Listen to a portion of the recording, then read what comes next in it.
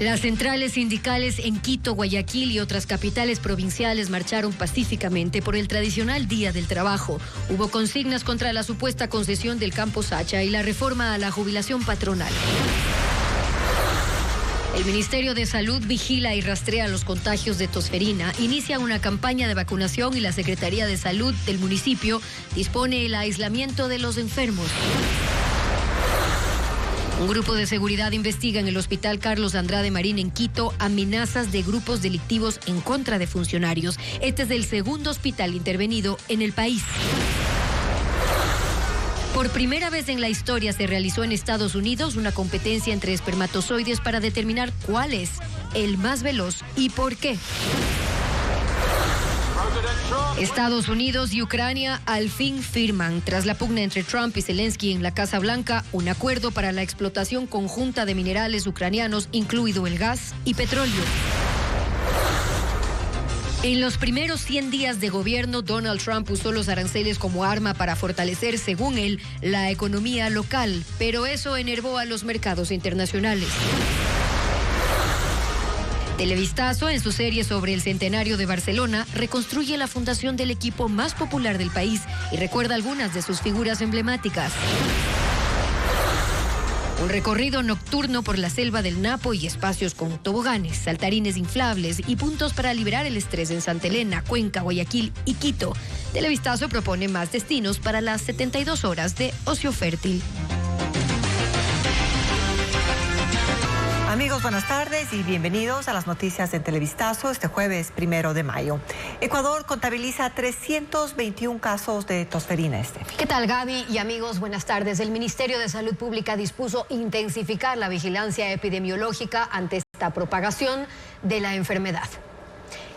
El Ministerio de Salud realiza vigilancia epidemiológica ante el aumento de casos de tosferina. 10 personas han fallecido ya por la enfermedad, la mayoría niños. Carla Delgado cuenta que en Quito, un centro educativo permanece en clases virtuales para evitar los contagios. La rápida propagación de la tosferina durante las últimas 4 semanas alertó a las autoridades del Ministerio de Salud, que dispusieron intensificar la vigilancia epidemiológica ante los 321 casos en el país. Desplegaron personal tras la confirmación de un caso de tosferina en una unidad educativa de Quito. Realizan visitas domiciliarias a los alumnos, seguimiento de contactos y vacunación.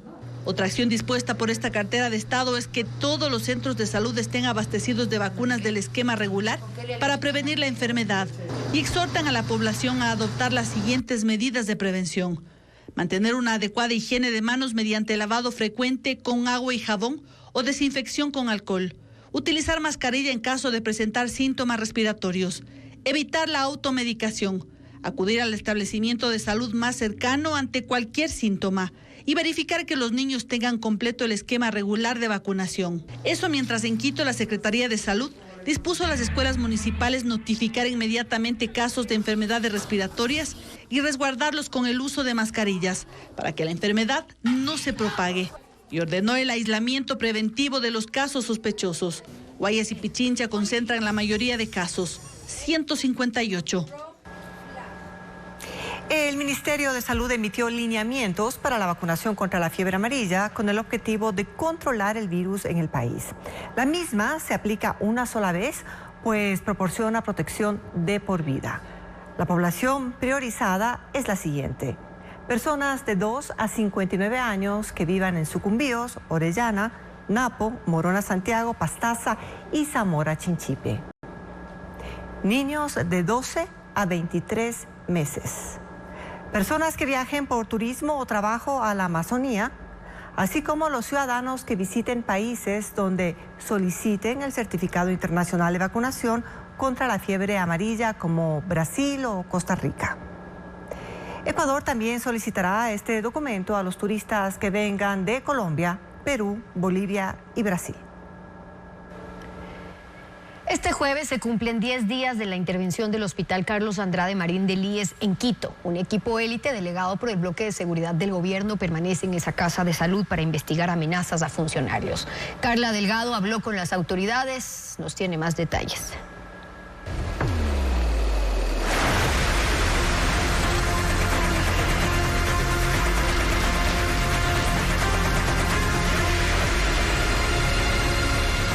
En los exteriores del Hospital del IES Carlos Andrade Marín de Quito este jueves no hubo ni policías ni militares. Aunque hoy se cumplen 10 días desde que fue intervenido por el bloque de seguridad del gobierno. Este es el segundo hospital de la Seguridad Social intervenido, tras el Teodoro Maldonado Carbo en Guayaquil en febrero. Aquí también ha habido amenazas a funcionarios y personal del hospital por grupos de delincuencia organizada. El hospital no está militarizado, pero un grupo de la policía investiga internamente. El presidente del directorio del IES, Eduardo Peña, espera los resultados, aunque adelantó algunos cambios. Estas intervenciones las realiza Policía Nacional Especializada en acciones de control sobre este tipo de delitos. Así que ahí vamos, estamos en eso. De hecho, en el Carlos Andrade Marín vamos a cambiar la compañía que presta seguridad privada en ese hospital. Durante este gobierno por el Carlos Andrade Marín han pasado 5 gerentes. 2 de ellos salieron por amenazas. Fausto Guerrero estuvo solo 9 días y en su carta de renuncia que se filtró, dijo que su decisión se debe a eventos extraños que incluso han afectado mi seguridad personal. Otro de los gerentes, Jorge Peña Herrera, renunció por amenazas. Incluso ya había gerenciado este hospital durante el gobierno de Guillermo Lasso. En ese entonces, denunció en la Fiscalía suplantación de firmas de funcionarios. No es la única denuncia que hay en la Fiscalía sobre este hospital. La Comisión Nacional Anticorrupción, en junio del año pasado, destapó irregularidades en contratos de compra de insumos, equipos reactivos y dispositivos médicos de 9 hospitales, incluido el Carlos Andrade Marín. La comisión detectó que algunos de los proveedores que fueron favorecidos con contratos no eran personas idóneas para proveer insumos médicos, tenían RUC para vender licor o confeccionar ropa, y que las comisiones técnicas de los hospitales se encargaban de reducir el número de oferentes descalificándoles por cualquier causa para que solo queden concursantes de su conveniencia. Esta noche, en una segunda entrega, Televistazo hablará sobre los mecanismos de corrupción y lo que hará la actual administración del hospital para combatirla. Según audios del caso Ligados, Rafael Correa quería participar en las últimas elecciones, pero al verse imposibilitado, se interesó en el perfil de Augusto Verduga. La condición era que convoque a Asamblea Constituyente y eso preocupaba al exconsejero. También le inquietaba que Correa intente imponer sus decisiones en un eventual gobierno. Informa Fabiola Santana. Pese a que en 2020 el CNE desechó la precandidatura vicepresidencial de Rafael Correa, él guardaba la esperanza de presentarse con Luisa González en las elecciones de este año. Se resignó por sus problemas judiciales y pidió a Abraham Verduga que diga a su hermano Augusto que caliente motores porque lo quería como candidato. Para ello debía aceptar que se convoque a una asamblea constituyente. Eso inquietaba al ex consejero procesado en el caso Ligados y dueño de los teléfonos en los cuales se encontraron los audios. A mí me preocupa mucho este tema de la Asamblea Constituyente. De verdad que me preocupa mucho, ¿no? Yo no sé qué está pensando el presidente con esto. A mí lo que me sorprendió es que él ya asumió que no puede regresar. Dice, la situación se está poniendo muy difícil, yo no podré regresar, Abraham. Ya, a nivel judicial han sacado todo tipo de cosas que me impiden regresar. La idea era que yo regrese, que sea el binomio de Luisa, pero eso no va a ser posible, entonces necesitamos ganar con un candidato que sea el indicado. Luisa no es la candidata, ¿no? Entonces me dijo... Espérate, lo último que te digo, mi mamá me dijo también esto, que ella había hablado con Correa en múltiples ocasiones y que él le había dicho desde el día 1 que Luisa era la candidata, siempre fue desde el minuto 1 la candidata del periodo corto porque era un títere y que él está claro que no puede lanzarse a una siguiente elección con un candidato que sea un títere. Que eso lo tiene clarísimo y que Luisa nunca iba a ser la candidata del periodo más largo si no ganaba esta de aquí. Otra cosa preocupaba a Augusto Verduga y a su equipo, que Correa intentara imponerle decisiones en el gobierno porque se sentía ganador. Hay que considerar que Correa va a querer gobernarte también, ¿no? Y eso también puede suponer un desgaste. Entonces, en esa conversación que vas a tener es, sí, si tomaste la decisión, sí, lealtad, sí, constituyente, que es una condición básica para que tú puedas ser el candidato. Y otra cosa que nos dijo, él fue un poco más como habilidoso, nos dijo, lo que hay que hablar con Augusto es que el poder envanece, ¿no? Es como que cuidado se hace el muy creído y cuidado después va a decir, no, yo no necesito a Correa, más o menos. Eso fue lo que nos quiso decir. No lo dijo así de forma muy explícita, pero es como que, sí, ya llegué por mis propios méritos y me olvido de quien me permitió que yo llegue. Porque Correa se va a convencer siempre y te va a tratar siempre de recordar que tú estás ahí por él. ¿no? Entonces, eso también hay que analizarlo. Pero sí, ya tenemos una pastillita de eso, ¿no? Acá en el Consejo. Te digo que el que más perdido está en el tema de la burbuja del poder es el mismo. Entonces, al punto que ya no confía ni en su propio equipo, porque claro, ya él ya dejó de ser una persona y es otra cosa. Todo el mundo le dice lo que quiere oír, todo el mundo, nadie les desea. Ya llevarle la contraria es un ejercicio en pegarse un tiro al pie. En eso estamos de acuerdo todos. Yo solo agregaría que tenemos que estar listos para tener la relación más tóxica que hemos tenido. Finalmente, Verduga no fue el candidato y no se sabe cómo está la relación de Verduga y su círculo con Rafael Correa.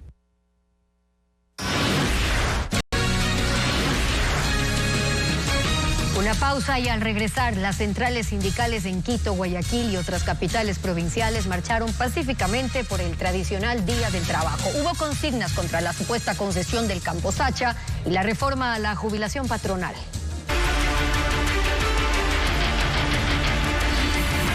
...1 de mayo, fiesta que se encoge. Miles de personas marcharon en las calles del centro histórico de Quito por el Día del Trabajo. El Frente Unitario de Trabajadores exige al gobierno respetar la edad de jubilación y rechaza que los empleados aporten para un fondo de jubilación. Diego Puente cubrió la manifestación. La marcha para conmemorar el 1 de mayo ocupó 8 cuadras del centro y norte de Quito. Los simpatizantes del FUD, CEOLS, UGT, trabajadores públicos, la UNE y otros sindicatos se concentraron desde las 8:30 de la mañana en la Caja del Seguro, un sitio tradicional. Caminaron por la avenida 10 de agosto y la calle Guayaquil hasta la Plaza de Santo Domingo, en el casco histórico de Quito. Banderas, pancartas, bubucelas y pitos acompañaron el desfile. Las pancartas y banderas se extendieron a lo ancho de las calles, exigieron el respeto de la edad de jubilación, rechazaron un posible aporte de los trabajadores para garantizar un fondo para la jubilación patronal, el TLC con Canadá. Mire, el señor Peña primero debe renunciar, porque no podemos aceptar esas declaraciones inhumanas, inaceptables.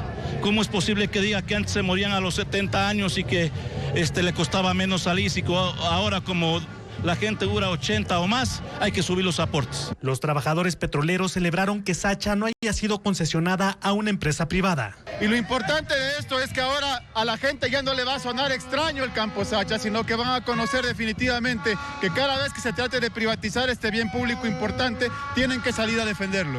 El sindicato de los trabajadores eléctricos preparó un carro alegórico para resaltar un mensaje: rechazar posibles privatizaciones.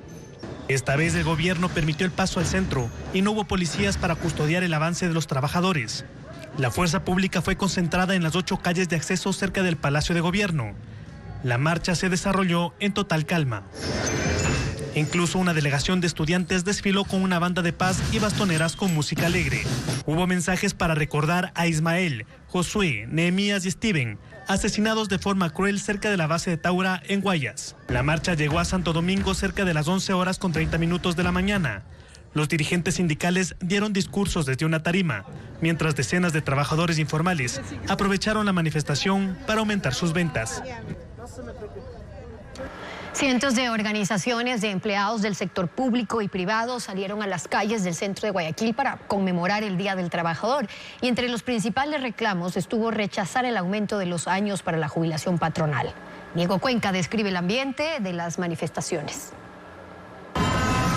El centro de Guayaquil fue el escenario para que sindicatos y organizaciones sociales exijan mejores condiciones de empleo, pero también para pedir nuevas plazas de trabajo. Hubo 2 manifestaciones que empezaron a las 9 de la mañana. La primera fue liderada por la Central Unitaria de Trabajadores CUT, que se congregó en el barrio El Astillero. Y con banderas en mano caminaron 3 kilómetros. El grupo ocupaba cerca de 5 cuadras. Todos identificados con gigantografías que mostraban el nombre del colectivo al que pertenecen. Entre ellos, trabajadores de la Corporación Nacional de Electricidad CENEL, quienes presumían sus camisetas negras con la frase honrados no dorados. Luego de un año de que el gobierno reveló que algunos empleados recibían sueldo de al menos $5.000 mensuales, pero todos concentraron sus reclamos en pedir al gobierno medidas para sacar al IES de la crisis. Muchos hablamos de que el Estado debe pagar la deuda, por supuesto, que los empleadores se deben poner al día, por supuesto, pero los trabajadores también tenemos que ser parte del debate y ser propositivos en que la seguridad social debe reformarse. La segunda manifestación estuvo liderada por el Frente Unitario de Trabajadores FUT. El grupo exhibió una imagen de Daniel Noboa y Donald Trump para rechazar las políticas económicas de Ecuador y Estados Unidos. Ellos empezaron la marcha en el Parque Chile y caminaron 3 kilómetros acompañados de bandas escolares.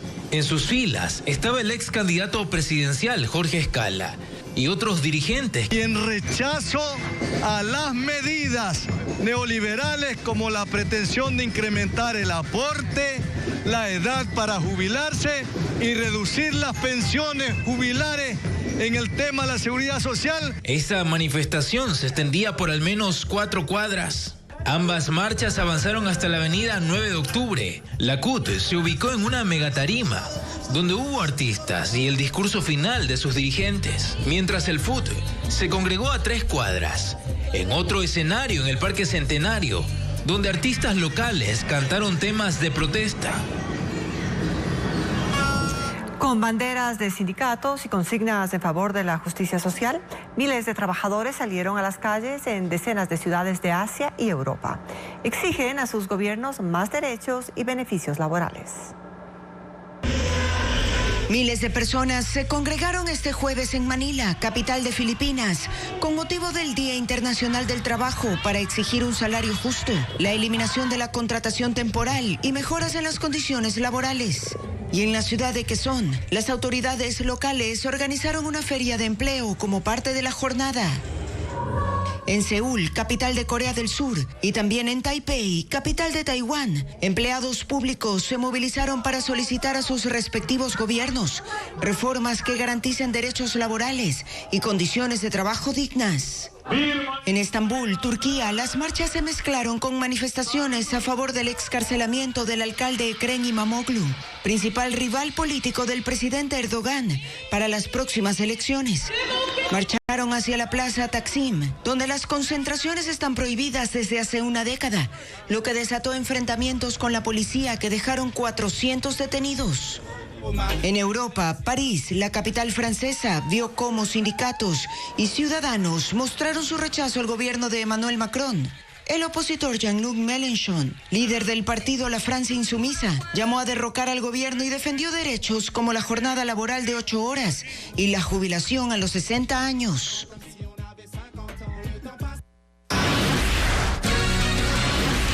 Más adelante en Televistazo, nuevos destinos para visitar este feriado del 1 de mayo. Entre estos, un recorrido por la selva de Napo y espacios para liberar el estrés en Santa Elena, en Cuenca, en Guayaquil y en Quito. Ya le contamos.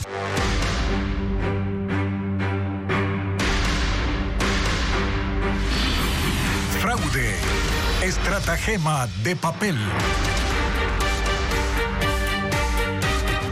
Luisa González y Rafael Correa insisten en su no probada denuncia de fraude. Casi a la medianoche de este miércoles presentaron la última impugnación ante el CNE y sus reclamos retrasan la proclamación de resultados definitivos. Simpatizantes del movimiento político llegaron hasta el organismo electoral en Quito a pedir la apertura de urnas. Hernán Higuera amplía la noticia. Rafael Correa y Luisa González no aceptan la derrota electoral. La semana pasada hicieron 5 reclamos que el Consejo Electoral procesó y negó por falta de pruebas, según dijeron sus autoridades. Hasta la medianoche de ayer vencía el plazo de impugnación. Una hora antes ingresaron más de 15,000 actas que, según Francisco Estarellas, procurador de la Revolución Ciudadana, tienen inconsistencias. Están contando todas aquí, quizás nos coja el día siguiente hacia el paso que vamos. El Consejo Nacional Electoral las contó hasta las 2 de la mañana, hora de recepción del último recurso. Luisa González en sus redes sociales también se expresó en el mismo sentido. Ella y Rafael Correa mantienen la tesis de la tinta del fraude y las inconsistencias numéricas en las actas, sin decir que tuvieron observadores en todas las mesas electorales. Horas antes, Correa en entrevistas había pedido a sus seguidores exigir la apertura de urnas. ¿Por qué no abren las urnas? Que den, solo piden eso, que abran las urnas. En la noche alrededor de 100 llegaron al CNE. Entre ellos no había líderes ni locales ni nacionales. Una vez que el Consejo Nacional Electoral resuelva este último reclamo, la queja de fraude pasará al Tribunal Contencioso Electoral. Es la última instancia y mientras se espera ese pronunciamiento, el Consejo Nacional Electoral no podrá proclamar los resultados definitivos. El correísmo atraviesa por su peor momento. Varios episodios públicos revelan el fraccionamiento que divide a sus militantes. María Cecilia Largacha con el reporte. La violencia ocurrió la misma noche del día de elecciones, justo después de conocer los resultados de la segunda vuelta. Nosotros no reconocemos los resultados. Mientras Luisa González y el propio Rafael Correa hablaban de impugnar resultados, otras figuras, autoridades del correísmo, usaban sus redes sociales para reconocer la derrota y desearle lo mejor al presidente electo. Pero aunque ese fue un signo evidente de división, no ha sido el único ni el más notorio. Los chats que la Fiscalía extrajo del teléfono de Augusto Verduga han sido realmente la confirmación del cisma. Esto de las manos limpias y los corazones ardientes pues es un mito. A tal punto que lo que se dice en esos chats ha desembocado en una demanda entre asambleístas. Esto te digo solamente como un ejemplo. Esa fulana, la Ana Rafo, que es una imbécil. En los audios se escucha a Belén Yela decir que Rafo cobraba diezmos. Rafo respondió: tendrá que responder ante la justicia por sus falsas acusaciones. Y no solo las asambleístas, hasta Luisa González terminó tomando partido a favor de Ana Rafo. Estás en todo tu derecho, es tu honor. Hay más. Belén Yela Duarte, asambleísta electa, es hija de la exministra del correísmo, María de los Ángeles Duarte, quien también es militante de la Revolución Ciudadana. Aunque la exministra no aparece en los chats, su hija se encarga de contar qué opinaba ella en algunos temas, por ejemplo, con respecto al movimiento indígena. Bueno, lo que pasa es que estos manes tienen una visión del movimiento indígena de cuando ellos eran gobierno. Mi mamá los odia, los detesta. Los chats hicieron además que Luisa González tachara de desleal a Augusto Verduga. Yo jamás grabaría una conversación. Y que Verduga se defendiera públicamente diciendo que no fue él quien grabó los chats. No lo hice. Jamás lo haría. Una división evidente y pública también.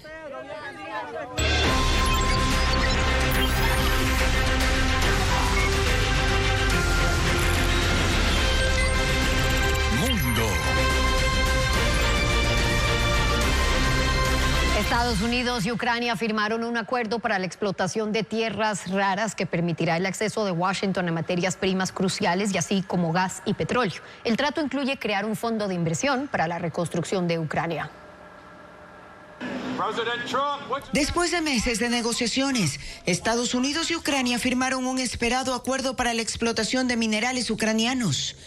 Esta fue una condición impuesta por el presidente Donald Trump para continuar brindando apoyo militar a Volodymyr Zelensky, así como un modo de compensar los recursos que Estados Unidos ha destinado a Kiev en su lucha contra la invasión rusa. Se incluye como requisito la creación de un fondo de inversión para la reconstrucción de Ucrania después de la guerra. La firma se dio en Washington entre la ministra de Economía ucraniana, Yulia Sviridenko, y el secretario del Tesoro estadounidense, Scott Bessent. Today's agreement signals clearly to Russian leadership. Este acuerdo demuestra claramente a Rusia que la administración Trump está comprometida con un proceso de paz centrado en una Ucrania libre, soberana y próspera a largo plazo. Bessent afirmó que el acuerdo les dará acceso a más de 20 materias primas ucranianas, consideradas cruciales para los intereses del país, además de petróleo y gas natural. Ucrania posee yacimientos de titanio, utilizado en la fabricación de alas de aviones y otros productos aeroespaciales, y de uranio, empleado en la energía nuclear, equipos médicos y armamento. También hay importantes reservas de litio, grafito y manganeso, elementos esenciales para la producción de baterías de vehículos eléctricos.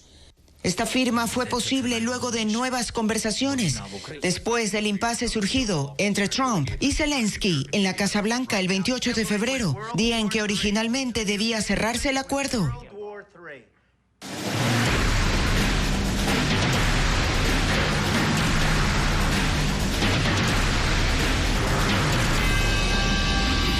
Trump, 100 días sin freno. Los 100 días de Trump en su segundo periodo en la Casa Blanca han provocado un terremoto en la economía estadounidense y mundial. Su guerra comercial con China y la ola de aranceles a sus aliados comerciales han generado inseguridad en los mercados y, según los expertos, son una apuesta arriesgada. Melis González con los detalles. En los 100 primeros días de su segunda temporada en la Casa Blanca, Donald Trump impuso su voluntad, impuso la supremacía estadounidense y sobre todo impuso aranceles. Ganó la presidencia con la promesa de hacer resurgir la economía de su país, pero a corto plazo los resultados no son lo que esperaban los electores. Los precios de los alimentos y viviendas se dispararon, al igual que las tasas de interés y el desempleo, mientras que la confianza de los consumidores se desploma al mismo ritmo que los mercados bursátiles. Todo como efecto de la guerra comercial que emprendió. Trump asegura que Estados Unidos ha sido estafado por sus socios comerciales durante años y para poner fin a eso, impuso aranceles a todos el 2 de abril, en lo que llamó el Día de la Liberación. Las relaciones diplomáticas tambalearon por las tarifas que van desde el 10% para la mayoría de los países hasta un inédito 145% para las importaciones chinas. Sus funcionarios dijeron que solo horas después, más de 70 países habían llamado para negociar y como gesto de buena voluntad, Trump suspendió los aranceles por 90 días. Aún así, las políticas de Trump son tan drásticas que algunos países trabajan en nuevas alianzas para dejar de depender de Estados Unidos. Las aventuras económicas de Trump son una apuesta arriesgada. Trump defiende su política comercial. Sostiene que es la manera para lograr que las fábricas regresen a Estados Unidos y que se le dé el valor que merecen a los productos estadounidenses. Haciendo la vista a un lado al torbellino que está causando, dice que está cumpliendo con su eslogan, hacer grande América otra vez. Y esta noche, en la cuarta entrega de la serie Trump, 100 días sin freno, Televistazo mostrará la intervención de Donald Trump en conflictos activos y sus polémicas declaraciones sobre la idea de sumar nuevos territorios para su país. Toboganes, saltarines inflables o romper platos para liberar el estrés son algunas de las alternativas que puede disfrutar en este feriado si no sale de la ciudad. Son juegos que aun cuando parecen para niños, son para adultos. Estefanía Arias con estas opciones para los 3 días de asueto.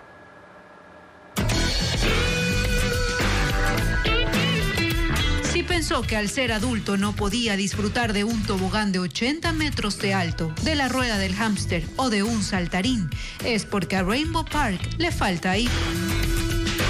A 20 minutos de Cuenca, en la parroquia Pacha, este espacio con 25 juegos recreativos ofrece actividades al aire libre. El parque está abierto este feriado a partir de las 10 de la mañana hasta las 7 de la noche. Un sitio similar es Caché Diversiones, en Quito. Hay 30 inflables de todos los tamaños, acuáticos, extremos y con obstáculos. El parque abrirá de viernes a domingo, de 9:30 de la mañana a 5:30 de la tarde. Pero si en este feriado usted estará en la costa, en Santa Elena está Jaca Children Game, un parque encantado con 15 estaciones, donde la adrenalina está incluso sobre ruedas. Son vehículos tipo cuadrones todoterreno, en el que pueden subir 2 personas y sentir la adrenalina en 4.000 metros de recorrido. También hay fútbol burbuja, juegos de realidad virtual y otras opciones donde la concentración y el equilibrio se ponen a prueba. Y si en estos días de asueto desea liberar el estrés, está Panoramix, una experiencia inmersiva creada en Mall del Sol, norte de Guayaquil. Aquí podrá gritar, romper platos, voltear objetos y hasta jugar a la guerra de almohadas. 10 estaciones creadas para desahogarse o lavar las penas. El recorrido dura 45 minutos y lo realizan en grupos de 8 personas. Este espacio, diseñado para soltar las tensiones, estará abierto de 10 de la mañana a 8 de la noche. 3 días de feriado en los que podrá divertirse, aventurar y renovar sus energías.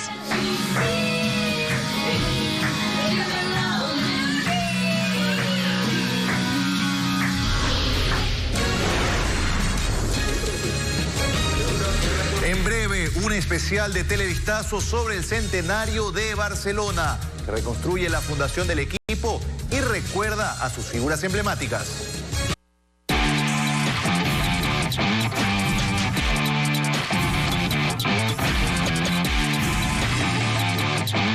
El segmento deportivo llega gracias a Heineken, sponsor oficial de la UEFA Champions League.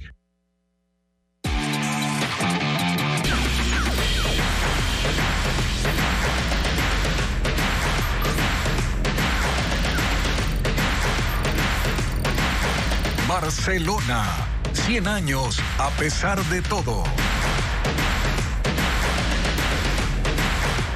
Los festejos por el centenario de Barcelona arrancaron ayer en el Estadio Monumental. Hubo un partido amistoso entre el nuevo equipo centenario y el Pachuca mexicano. Vamos a revisar primero las acciones del compromiso deportivo. Un compromiso que en la primera mitad había finalizado 0-0 y luego en el segundo tiempo con varios cambios realizados por los entrenadores.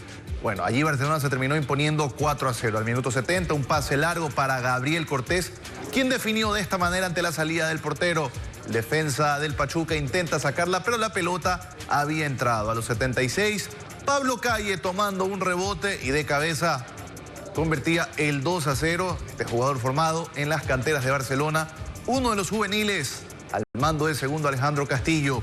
Al minuto 84, error en salida del Pachuca, el anticipo de Dixon Arroyo y la anotación del volante central definiendo de derecha. La repetición, el momento que Arroyo se anticipa al pase y define ante la salida del guardameta. Y al minuto 89, Gabriel el Loco Cortés con un disparo de tiro libre, completando su doblete y anotando el 4-0 final. Barcelona goleó en su noche centenario.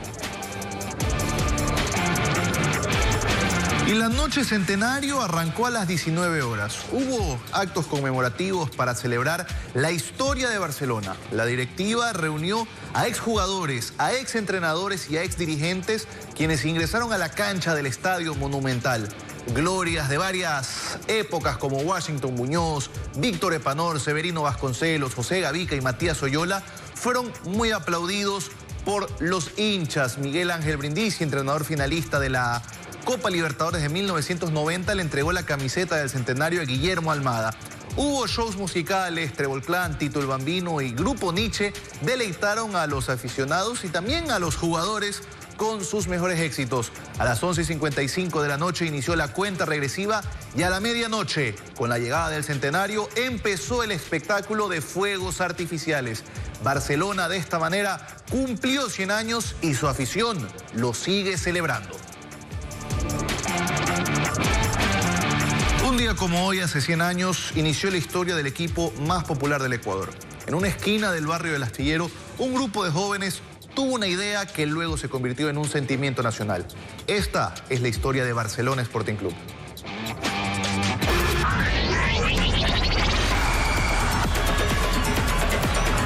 Antes de los estadios llenos, antes de los títulos y los clásicos, había un barrio guayaquileño. En esta esquina, hace 100 años, nació una idea y con ella, un gigante. El 1 de mayo de 1925, en la intersección de las calles Eloy Alfaro y Francisco de Marcos, un grupo de jóvenes residentes del barrio del Astillero dio vida a un club. En el barrio del Astillero, cerca del bullicio portuario, la identidad guayaquileña se mezclaba con el aire europeo de los inmigrantes españoles. La juventud se reunía en la esquina de la escuela modelo 9 de octubre. Era uno de los barrios más importantes y tradicionales de Guayaquil. Era una suma de una gran cantidad de empleados, comerciantes, estudiantes. En el norte, este y oeste de la ciudad ya existían clubes que representaban a los barrios en encuentros deportivos. De las reuniones de la gallada de la modelo surgió la idea de fundar un club deportivo. Según Ricardo Vasconcelos, historiador del deporte guayaquileño, esto ocurrió antes del 1 de mayo. Barcelona nació la noche del 28 de abril. ¿Qué es lo que ocurre el 1 de mayo? Ese día se inauguraba la casa de un comerciante catalán que había ayudado mucho a los muchachos del Astillero.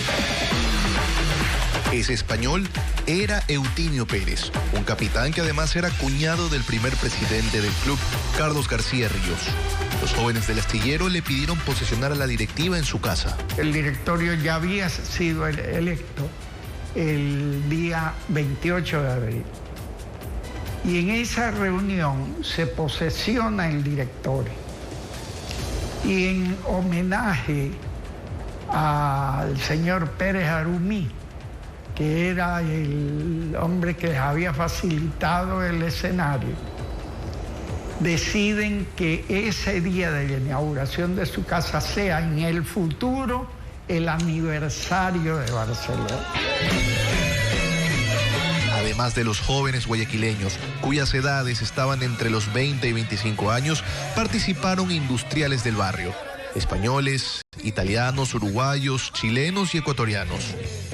Se discutieron los nombres Club Modelo y Deportivo Astillero, pero finalmente por votación se decidió que sea Barcelona Sporting Club. Es el reconocimiento de los jóvenes a los catalanes ya mayores de edad, empresarios, comerciantes, que los habían ayudado a fundar el club. Barcelona empezó a convertirse en costumbre, en apellido común de los domingos, en orgullo de barrio y luego en orgullo nacional. 100 años después, cada vez que alguien viste esta camiseta, repite sin saberlo el gesto de aquellos jóvenes que en 1925 crearon un club que se convirtió en algo más grande que sus sueños.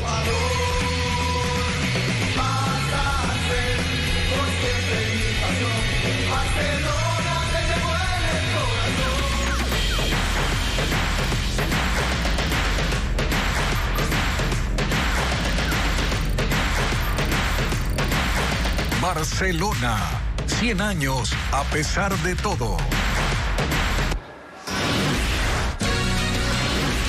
En breve, una carrera de espermatozoides se realizó por primera vez en Estados Unidos. ¿Quién y por qué fue el ganador? Le contamos al volver de la pausa.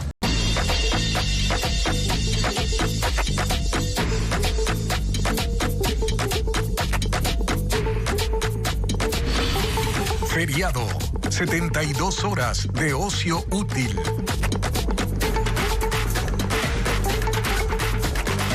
En la Reserva Caguana, en Napo, se realiza un recorrido nocturno que lleva a los visitantes a caminar y navegar por la selva en completa oscuridad. Y entre insectos, ojos brillantes, sonidos que solo se escuchan de noche, la experiencia revela un mundo que despierta cuando cae el sol.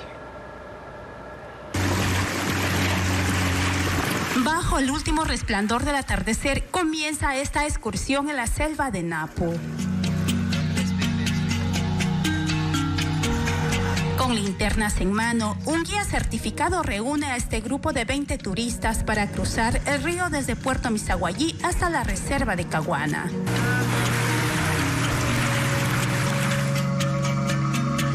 Una vez en el bosque, el guía recuerda una advertencia esencial: no tocar árboles, ramas ni troncos, para evitar incidentes con insectos o serpientes ocultos. La caminata inicia bajo un dosel de hojas, apenas insinuadas por la luz de las linternas. Son 3 kilómetros de travesía en los que el canto de aves, el zumbido de insectos y el crujido de la maleza se entrelazan. El grupo avanza en fila, paso a paso, guiado por la voz y los gestos del guía. Pero es diferente. Saltamontes, hormigas arrieras, insectos palo y ranas arborícolas se revelan entre ramas y hojas. Después de 1 hora y media de caminata, llegan a la laguna Caguana en el norte, donde uno a uno suben a esta canoa remo para recorrer por media hora sus aguas de 4 metros de profundidad. El avance es suave, con apenas un leve roce en la superficie. Desde la espesura, las aves Agni, alertadas por la presencia humana, se elevan hacia las copas más altas. El grupo mantiene el silencio y desde lo alto el canto de un búho resuena. Como máximo 3 linternas iluminan el trayecto, evitando espantar a los animales. De pronto, lo más esperado. En la superficie, 2 ojos brillantes emergen entre las sombras. Es un caimán negro. Sus movimientos son imperceptibles. Me pareció muy agradable y también vimos las estrellas del cielo que estaba despejado y que tenía prácticamente, es como un camino y habían los árboles y se veía full genial. De verdad me encantó. Pude ver como tantas ranas y también arañas. Todo el recorrido nocturno dura aproximadamente 3 horas.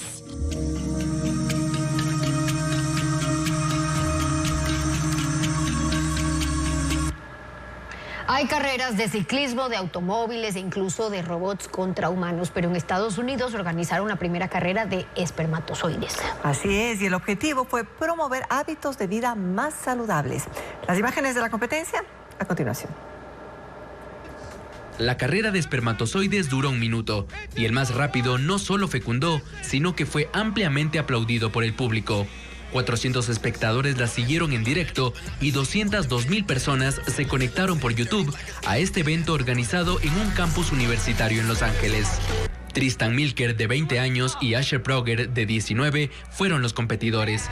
Tuvieron semanas de entrenamiento físico y mental. Incluyeron mejoras en su dieta, suplementos vitamínicos y abstinencia de alcohol. Llegaron en vehículos blindados, con guardaespaldas y alentados por sus equipos, como si se tratara de una velada de la UFC. Las muestras de esperma fueron puestas en cajas negras e inyectadas en un microscopio adaptado tecnológicamente para seguir en tiempo real la carrera más diminuta del mundo. Luego del conteo regresivo, el enfrentamiento inició.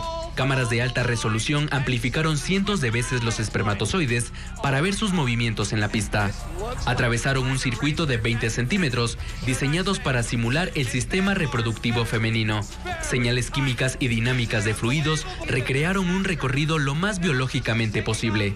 Después de una carrera pareja, el esperma de Tristan Milker cruzó primero la meta. Se llevó un premio de $10,000. El evento contó con DJs e influencers. Costó $1.5 millones y fue respaldado por inversionistas privados. Buscaba romper tabúes sobre la fertilidad masculina y promover hábitos de vida más saludables.